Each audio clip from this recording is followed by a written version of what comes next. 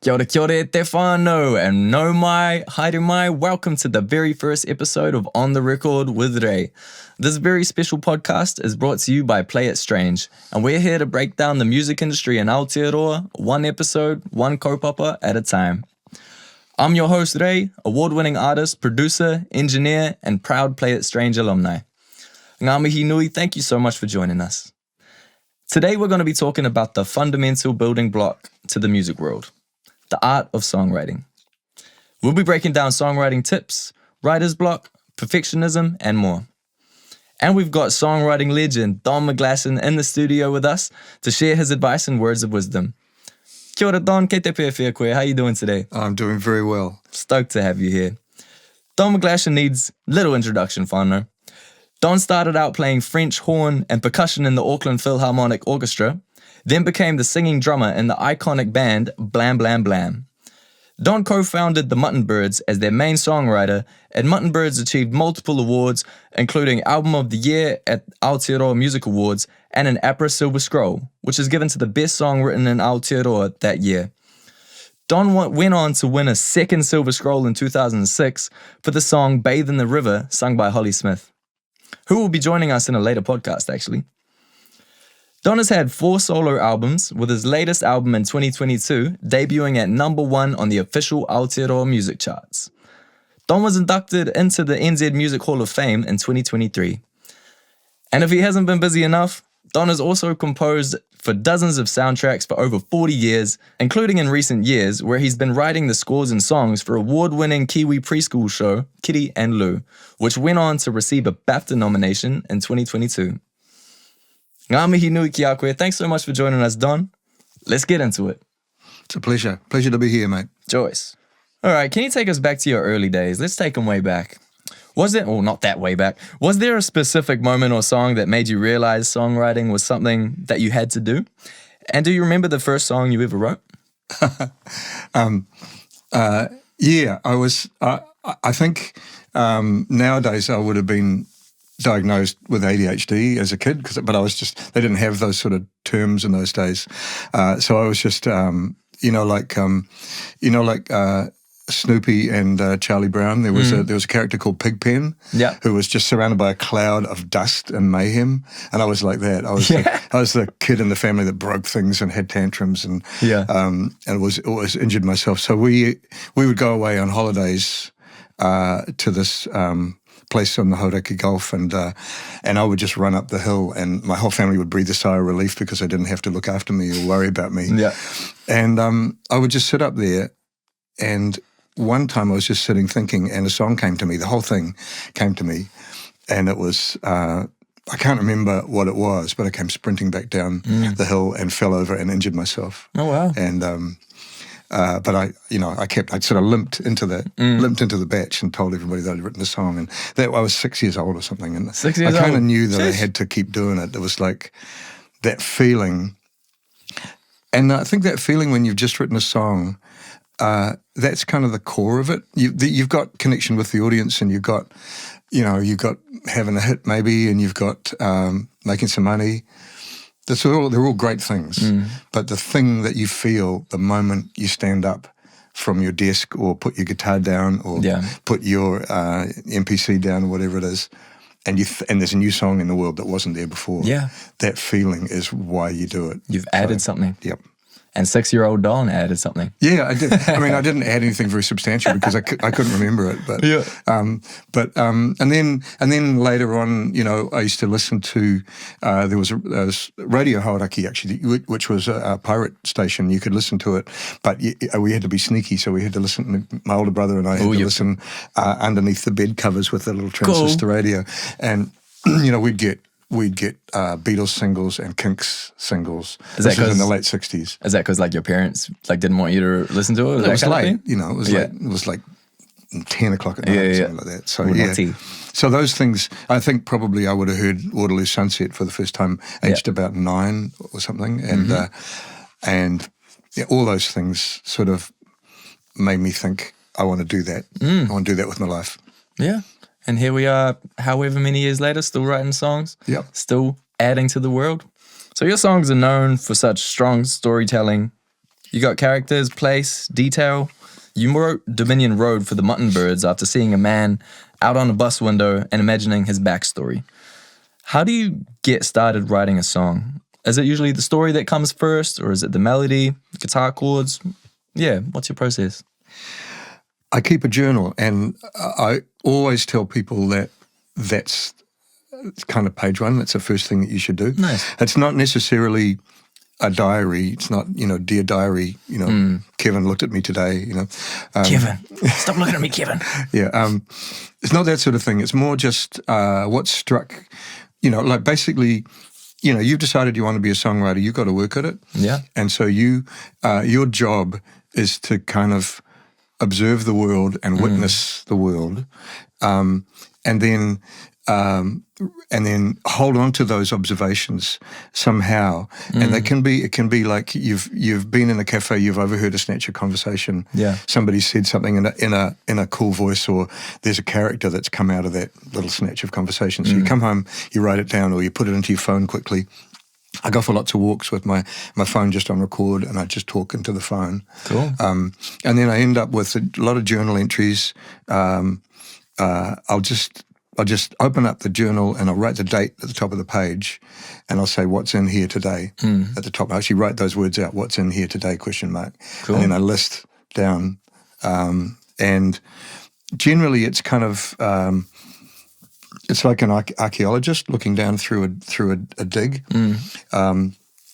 And at the top is going to be the more recent things. Yeah. Stuff like, I'm worried about this thing that's coming up. I'm going to have to do something at the Music Awards, next week, and I might make a dick of myself, And then further down, once you've written that into your journal, it sort of evaporates. It evaporates both sort of physically, but also emotionally too. You're not hanging on to the emotion of that, so you can look a bit deeper, and you can go, I had a conversation with my sister the other day, and that's still there, and it's something I'm thinking about. So you write a bit of that, and then once you've written that, it evaporates as well. It's still there on the page, so you can refer to it later. Yeah. But then you can go further down, and you keep going down into layers, and you'll find probably a deep layer which is closer to your subconscious, which is what is really worrying you, what you're really thinking about. You're thinking about, home, or thinking about a friend that you're really concerned about, or something like that. And once you've done that, you've sort of purged yourself of those things, or not really purged yourself, you've just put them in your book. You can close the book and just go on with your day, and then come back to it a day later or something like that. And that's my process. I just do that, and then I look through it and go, what's the song in there? Is there a song in there? Which layer is the song in? Yeah. And you generally find that it could be from any layer, but it's usually definitely fed by the bottom layer. It's fed by the stuff that we carry that we don't address every day. And we're not even always super conscious of what that deep layer is. Sometimes we just need to write the song to find out that deep layer. And you might, and I'll quite often get into a situation where I'll write a song and I think it's from layer one. But it's fed by an unease or something. Yeah. It's a love song, it's a love song, or it's a song about feeling happy. But somewhere in the bridge there's a chord or there's a word that's come in, and I think, I know why that's there. That's there because it's being fed by this other layer. And it's not our job to know ourselves like a psychologist would know us. It's our job to just keep open. That's it. So that when something good comes out of our subconscious, we've got sharp tools and we can go to work on it. Yeah. And we can make a song out of it, Yeah, so you've got your journal, you got all these ideas down, and then do you just sit down in your home studio or whatever, you bring up the journal and then just look for ideas and try flesh those out? Is that kind of how it goes? Yeah, I mean, I've got lots of different processes from there. I'll look at the words and try to build them into something that's more like a story, or more like a set of verses which kind of progress the story in a good way. Or I'll just write heaps of prose about the idea, heaps of like pages and pages of ideas, and I'll bring in lots of stuff like, what does it smell like? What would this song, if this song was a film, what would it be like? If this song was a novel, what would it be like?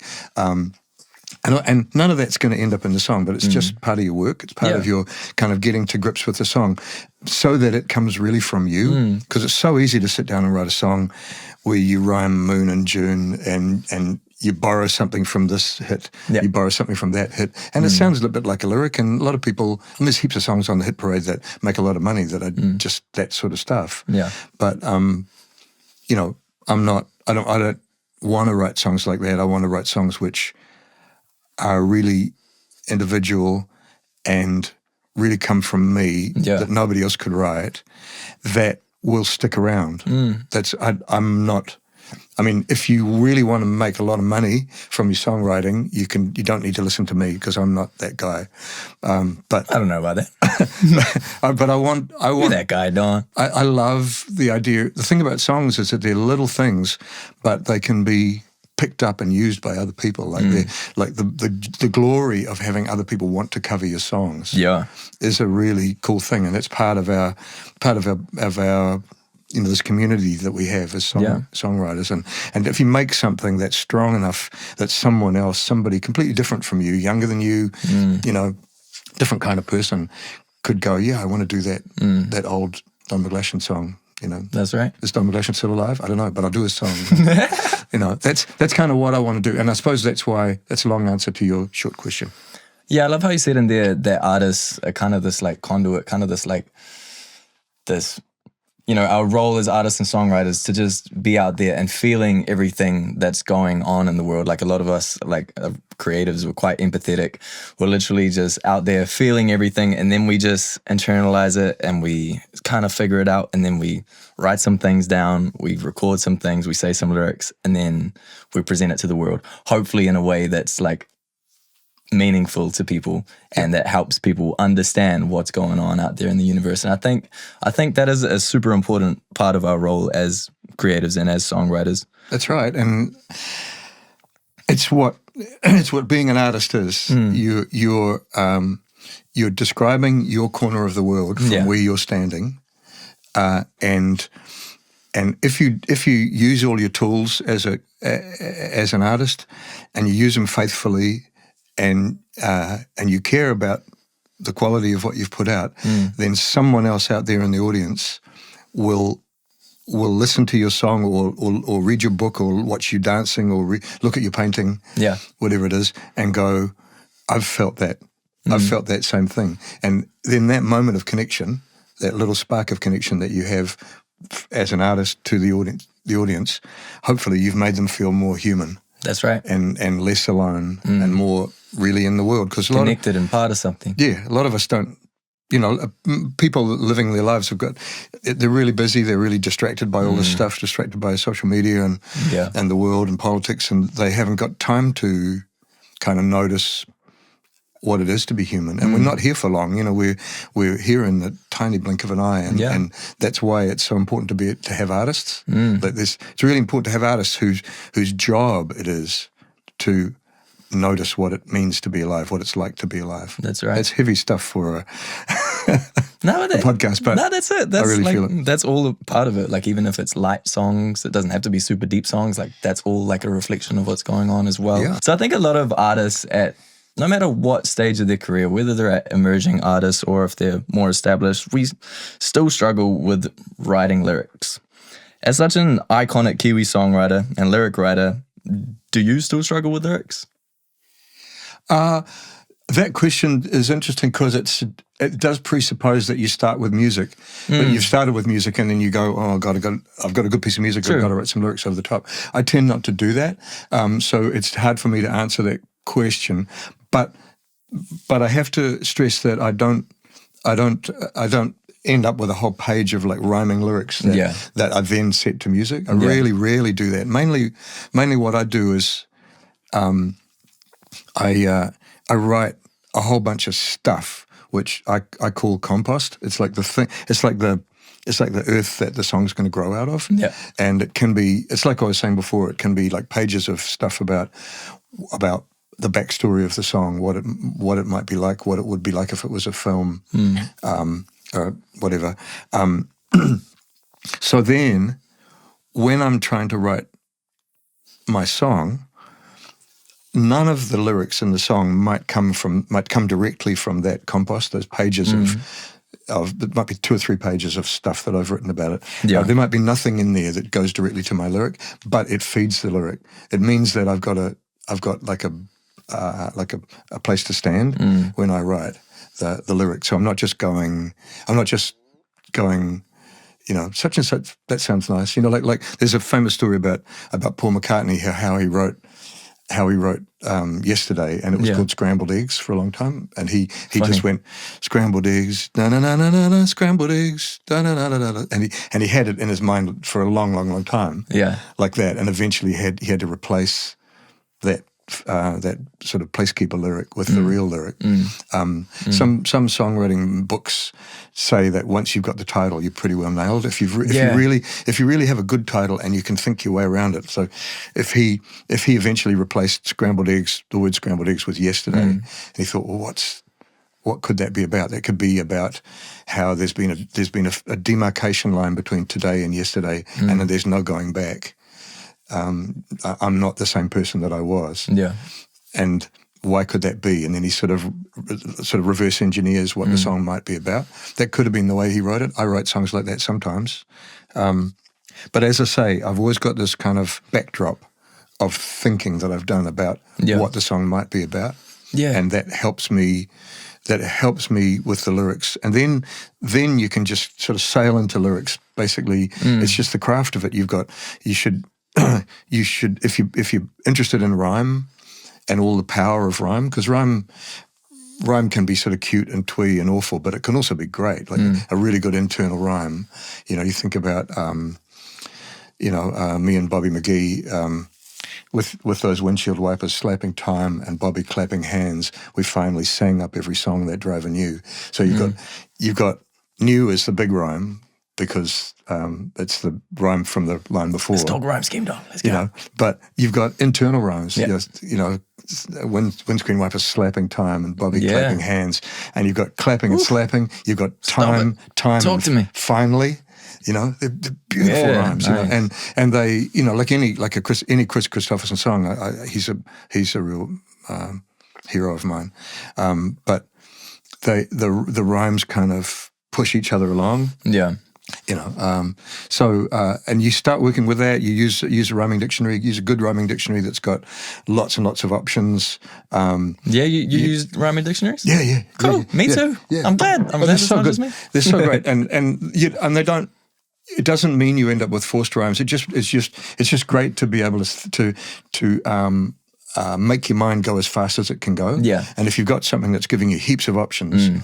It's like kind of like having another writer in the room sometimes, having those kind of ideas, right? Yeah. But what happens with me is it a rhyme. I'll see a rhyme, and then that'll kick off a whole forest fire of other ideas. Yeah. And then the original rhyme that I wanted that rhyme for is gone completely. Yeah. But this whole new idea, which is better, gone somewhere else even cooler. Yeah. Yeah, nice. Yeah. So get into the craft like that. But I mean, sometimes I throw it all away. Sometimes you can head off in a direction with a lyric and let it take you somewhere where you haven't been before. Sometimes you need to follow that lyric, see where it takes you. Yeah.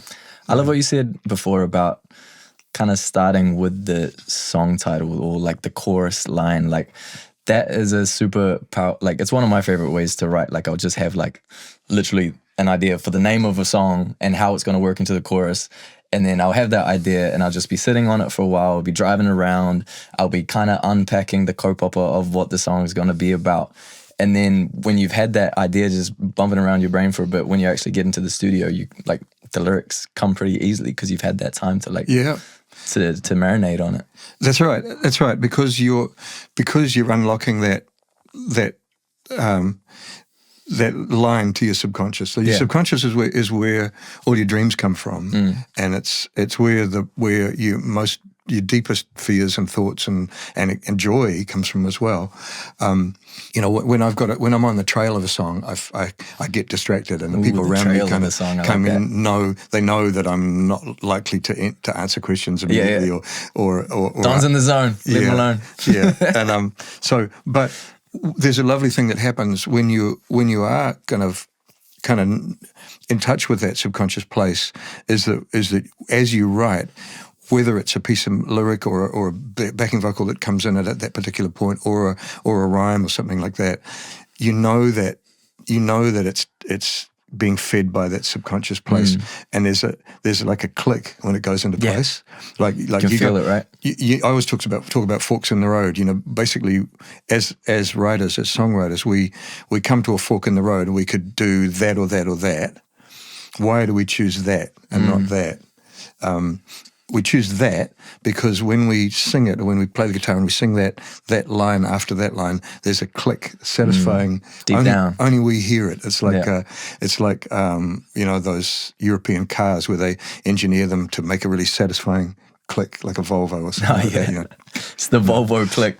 When I really break it down, I've got this sort of compost of ideas of 2 or 3 pages of stuff, and then maybe I'll pick up the guitar and maybe something in there will come out, just a few words. Maybe it'll be the beginning verse, or maybe a couple of bits and pieces, which will then maybe lead to a feel, maybe lead to a melodic idea, or I'll sit at the piano or something. And then what happens with me, because music is music as opposed to lyrics, music's more purely from your emotional place. It's not so intellectual. What'll happen is the song will more or less finish musically quite quickly. I'll go, oh yeah, that's a melody. I might not have a bridge, but I might have the verse and the chorus. Yeah. And then I've got to put lyrics to them. So I am in a way doing it the old school way, because I've got music, but the music's been helped. Helped initially by that first lot of thinking I've done about it, and all the clicks, all the forks in the road, they pertain to the music and the lyrics as well. For sure. Yeah. And you can use different ways to break a block, or to just go. You're in the middle of something and you're thinking, this is good.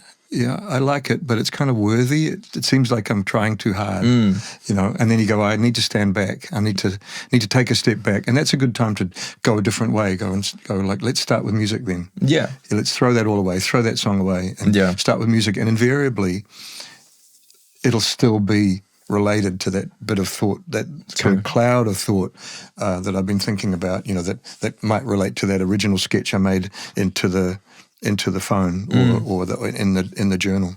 Yeah, speaking of those blocks, do you have any words of advice for listeners who are really getting stuck with lyric writing, or maybe they're halfway through a song lyric writing, and how do you know when to push through a song and when to give up and leave it be half a song? Do you have many half songs? Oh yeah. Yeah?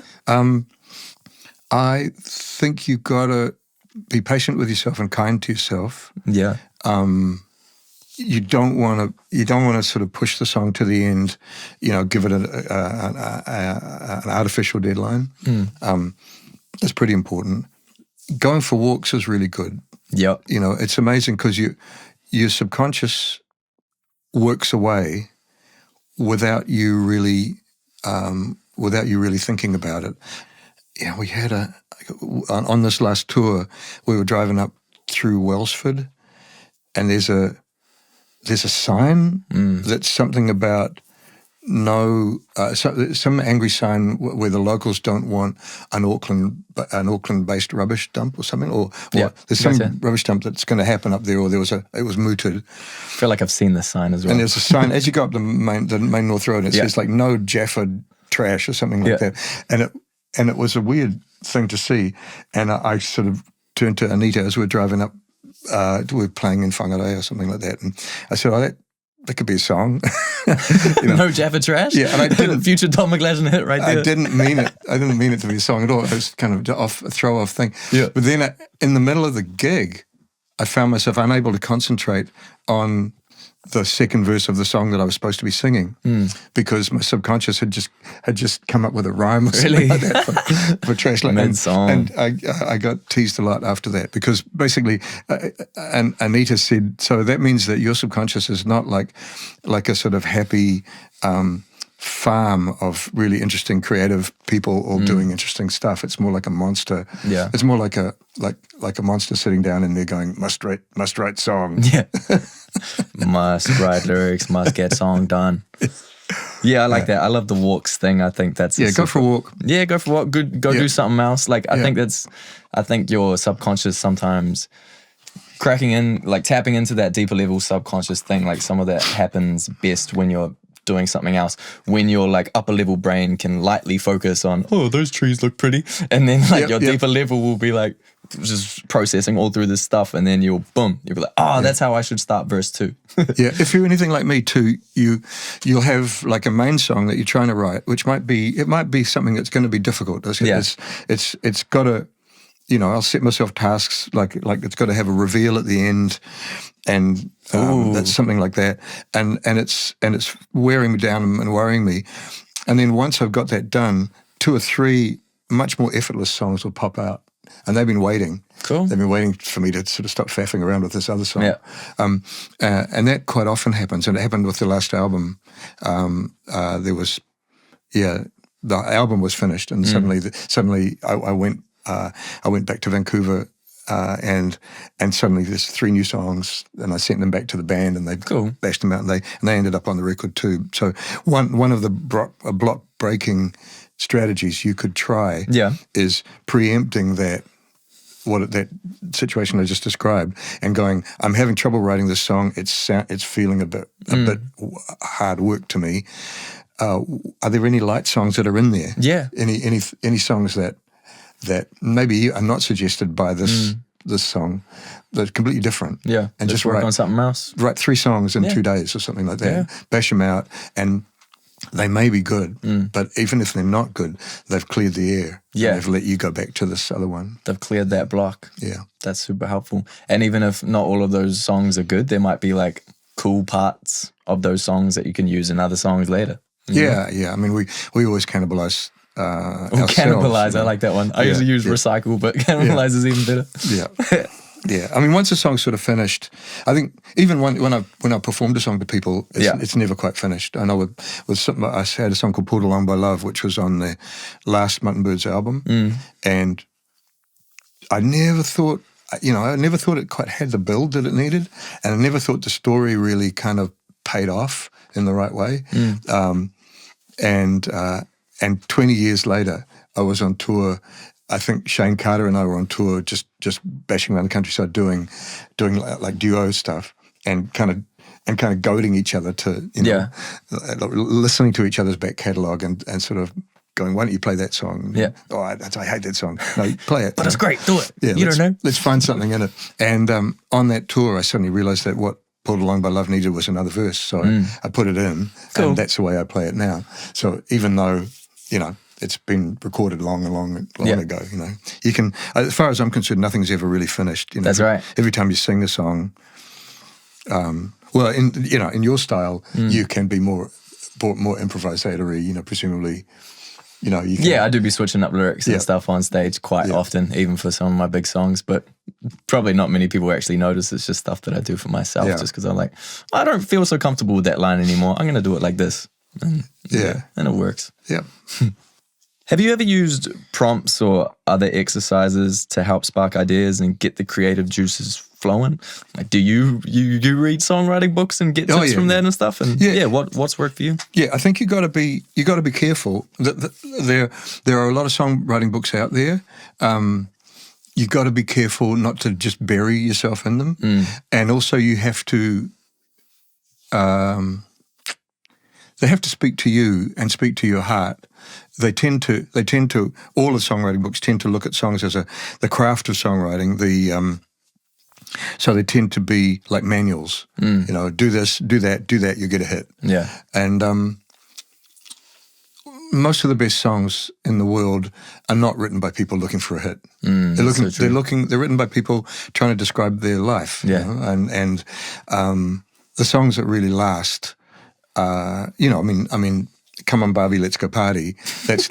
Presumably that's not somebody, digging deep to describe. It's a pretty good line, though. It's a good line. And, yeah. I mean, I'd have a much better car if I'd written that. Yeah. But, so what I'm saying is the manuals are there, but you got to take them with a grain of salt. Yeah. And when they annoy you, throw them away, like throw them at the wall. Yeah. But they'll have this. One of my favorite ones is The Craft of Lyric Writing by Sheila Davis. Yeah. She's an old New York based writer who analyzes a lot of old show tunes, but rhyme schemes she's fantastic on.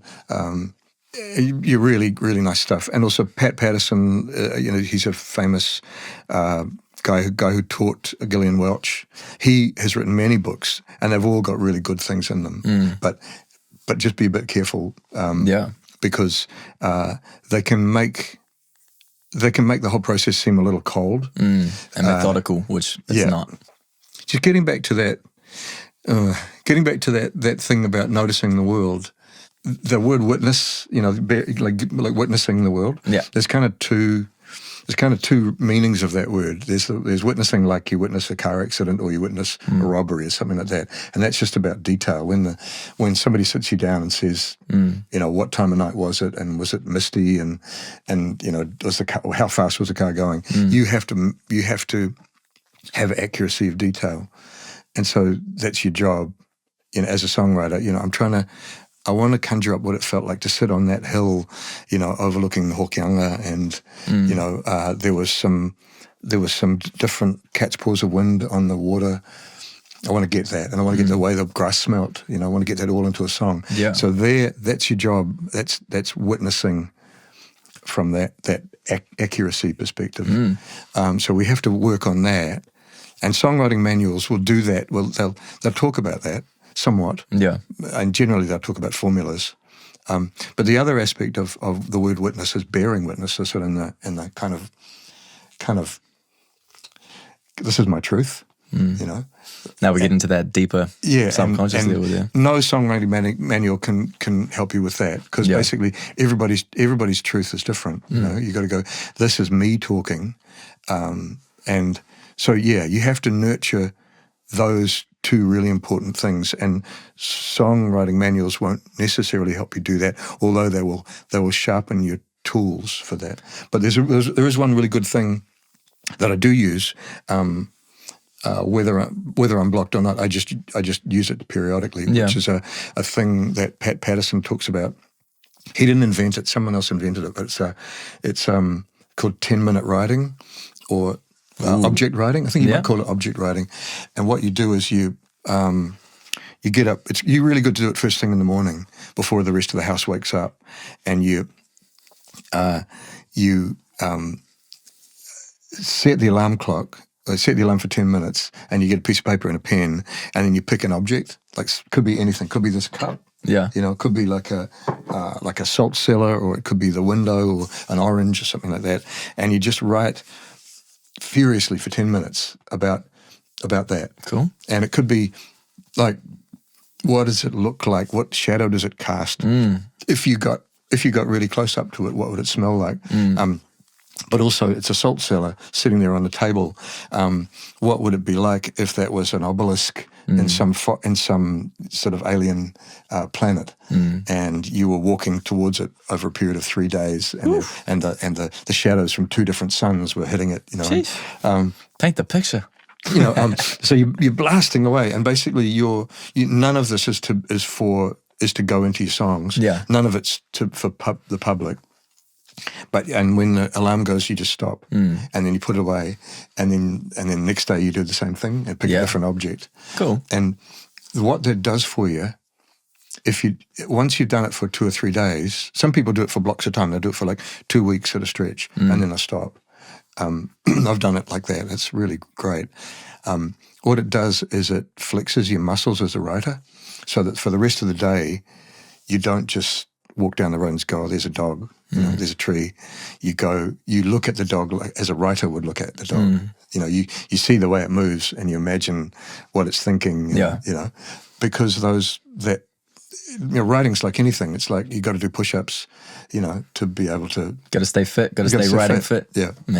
So that I would strongly recommend that thing, object writing. It's in one of the Pat Patterson books. But even if you just Google object writing, and just see, pretty much do the way I just told you to do it. Different people who write songwriting manuals have got slightly different glosses on that technique. Yeah. So there's different ways of looking at it, but that's the way I do it. Yeah, I love that 10-minute kind of challenge idea. I think when you set yourself those kind of parameters to just write consistently for the certain amount of time, you can stop. You can kind of turn off that thinking brain, right? And you can just get into that flow writing state when you're not overthinking things. You're just writing the first thing that comes to mind. You're just letting it flow out. And that is like the ideal state that you kind of want to be in for songwriting, right? You want to just be in that state where you're just getting ideas out and getting tapping into that subconscious without that upper level brain overthinking stuff and getting into it too much. Yeah. I love that. And like, it's super helpful for songwriting. Like I actually do that sometimes with my songwriting. If I'm like working with a producer and they're starting to make the beat and everything like that, I'll just start, I call it like a brain dump. I'll just like write all of these random lyrics down, just whatever's on my mind that kind of pertains to whatever we're writing about for the day. And I'll just write all that down. And then from that brain dump of 10, 20 minutes, then I'll start actually structuring that into songs. And yeah, I like it. Sounds good. Say you're happy with a bones of a song that you're happy with, you're feeling inspired. What happens next for you? Do you let it sit? You let it simmer away in your brain? Or like, do you ideally complete everything all at once? Well, like I have said, sometimes they're never finished. Sometimes they, like when you see a song up in the distance, you just can vaguely make it out. Yeah. And you're a long way away from it. There's a big hill and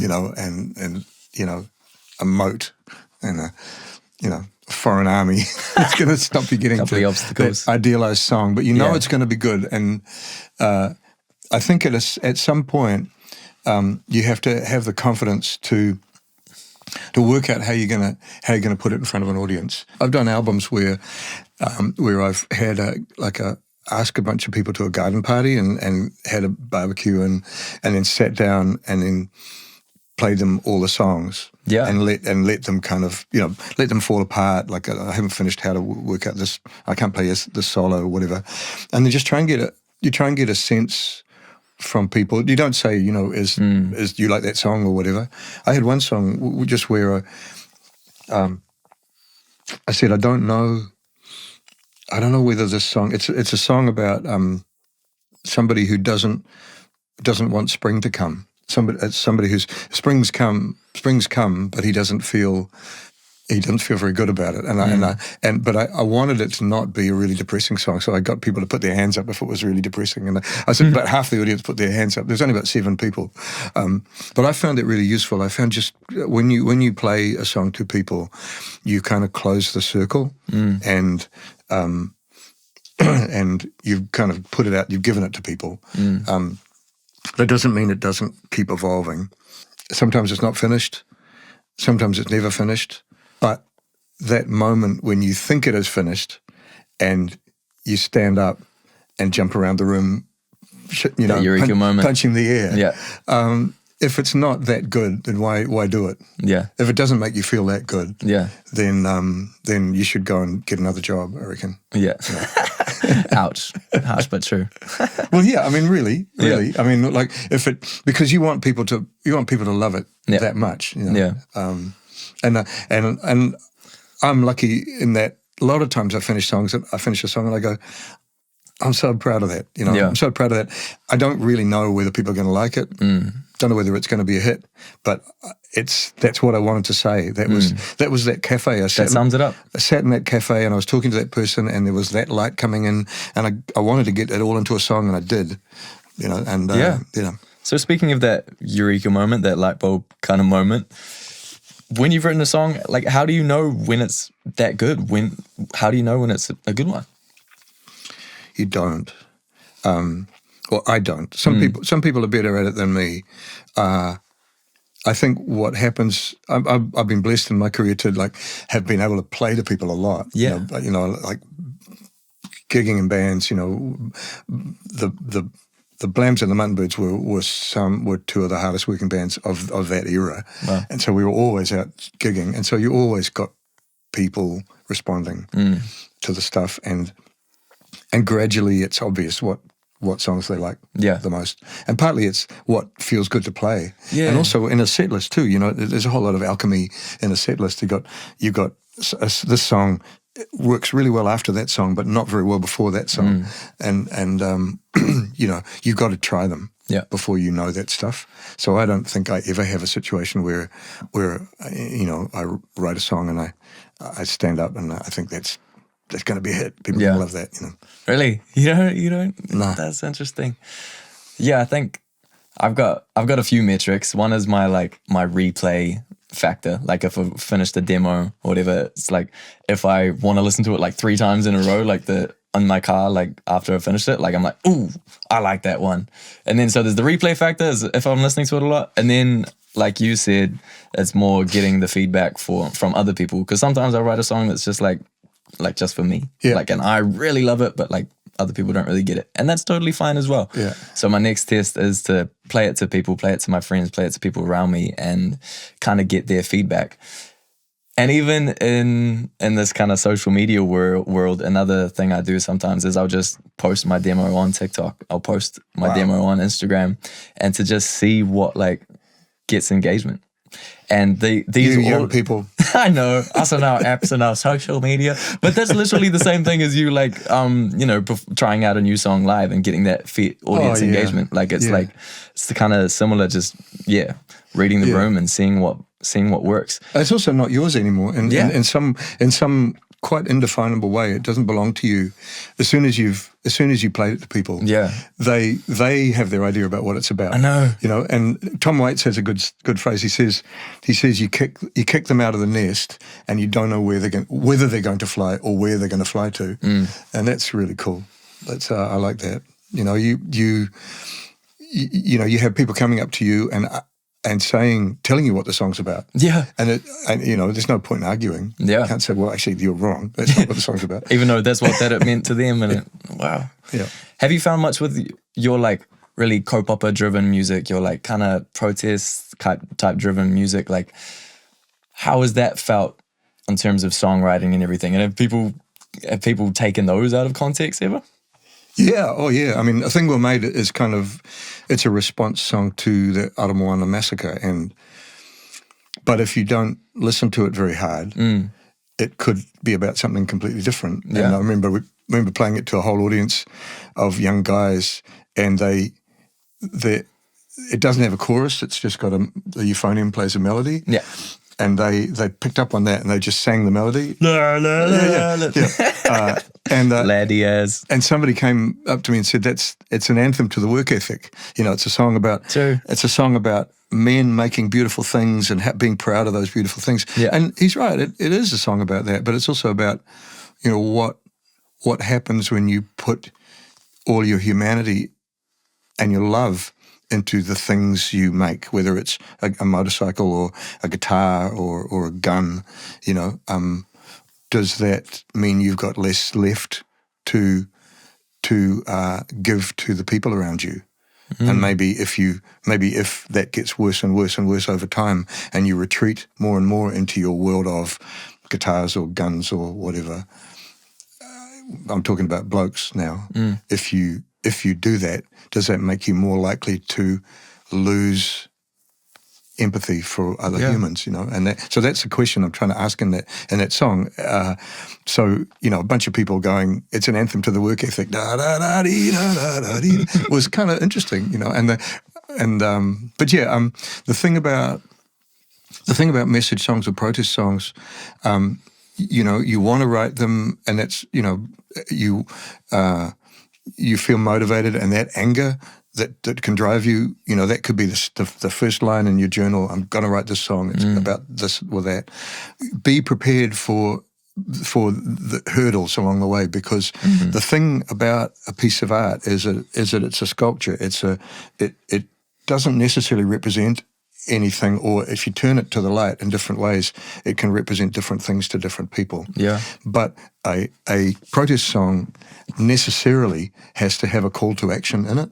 It's got to say Free Nelson Mandela or something like that. Yeah. Otherwise it's not a pure protest song. So rather than being a sculpture, it's a signpost.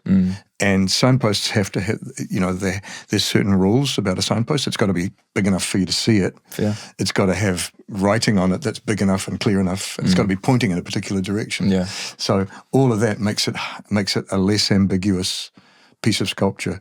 Yeah. And it loses that sense of sort of shadowiness and it loses the unknown because so much of it has got to be known. And so, in my, I co-wrote a song called Don't Go, which basically was just to try and stop the Maverick, or the All Black tour to go to South Africa in 95. They were 85, sorry. So that the chorus went "Don't Go." Yeah. So in a way, it was at signpost. And when I look back on that song, I think it was a pretty good song. But since then, if I've been motivated to write something out of anger or out of a message that I want to get across, I've started like that, and invariably I've got bored with it, and I've gone, somebody else could write this. It's not what I'm good at, And I've ended up with something else, which is tangential.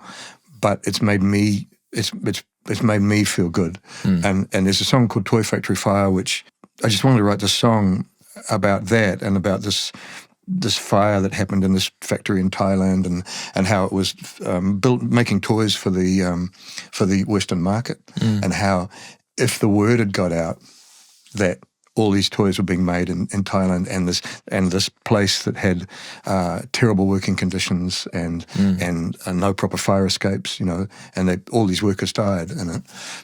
If the word had got out, then there'd be protests in the streets in America because all these beloved toys had been made in this terrible way.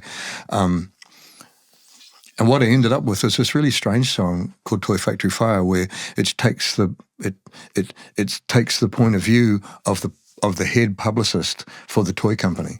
Wow, this is and basically congratulating himself on doing a good job. Like, I managed to suppress all those photographs.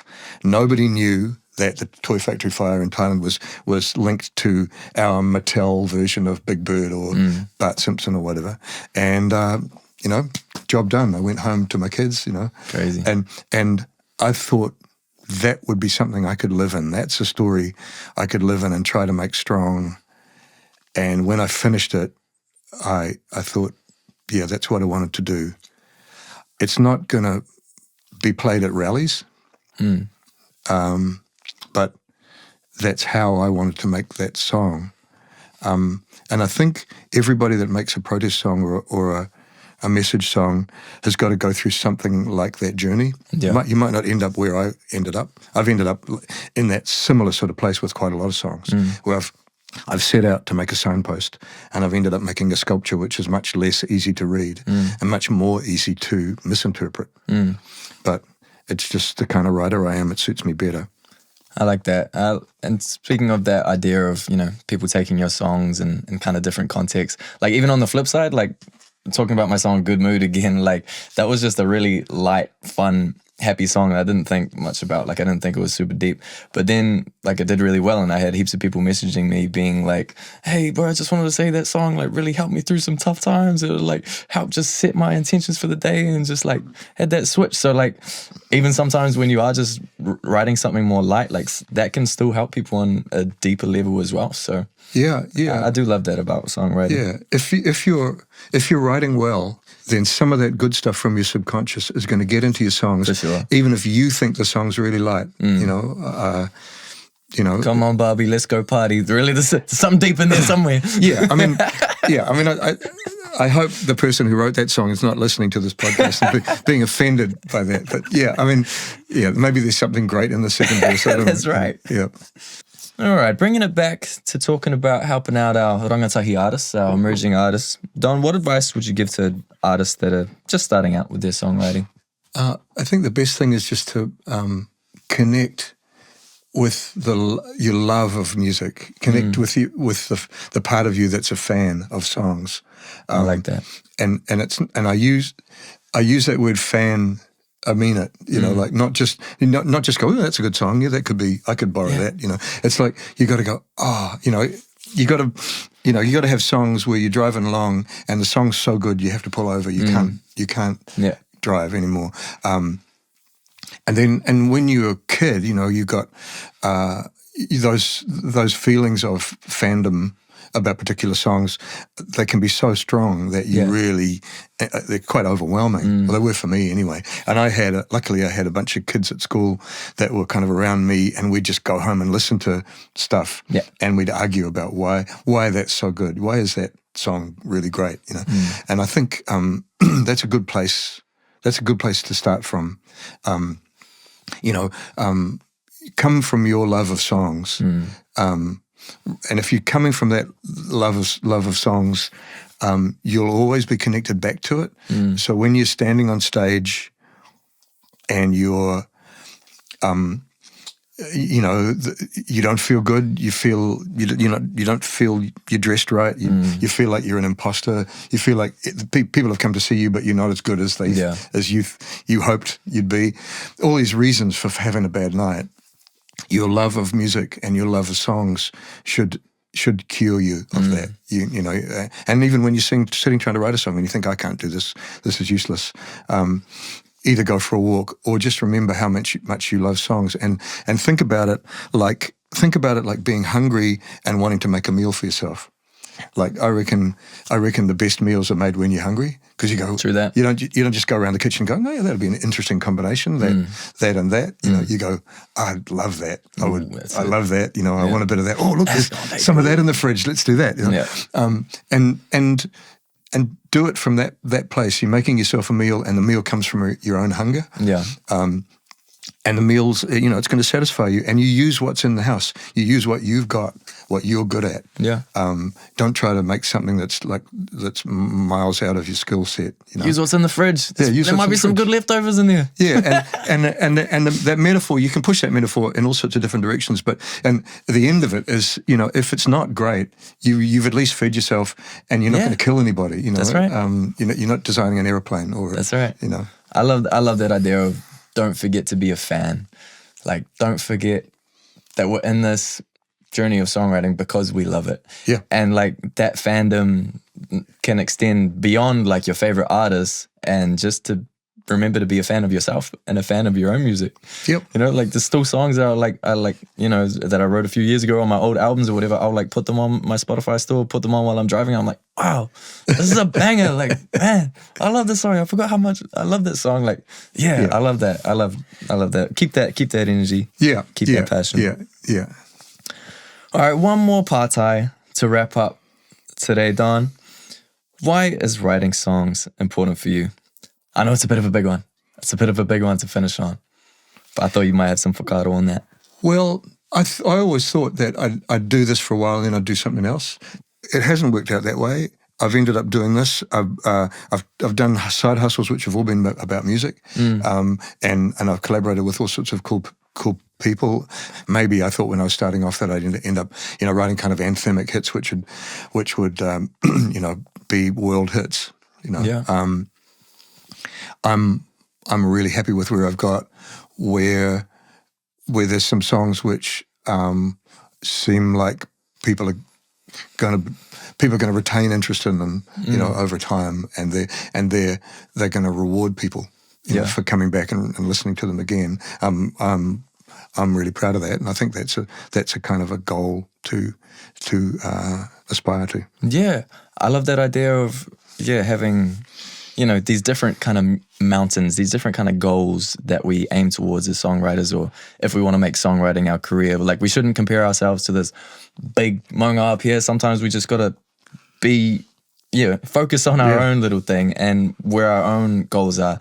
Like, maybe your goals are to tour the world and have your songs being played in America or wherever like that. Or maybe you just really want to make some anthems for Aotearoa that are super culturally specific and really help out like your community. Like, there's so much ways to find meaning within this mahi that is songwriting, right? And I think that's something really beautiful and something that I've really been reminded of today with our kōrero today, Don.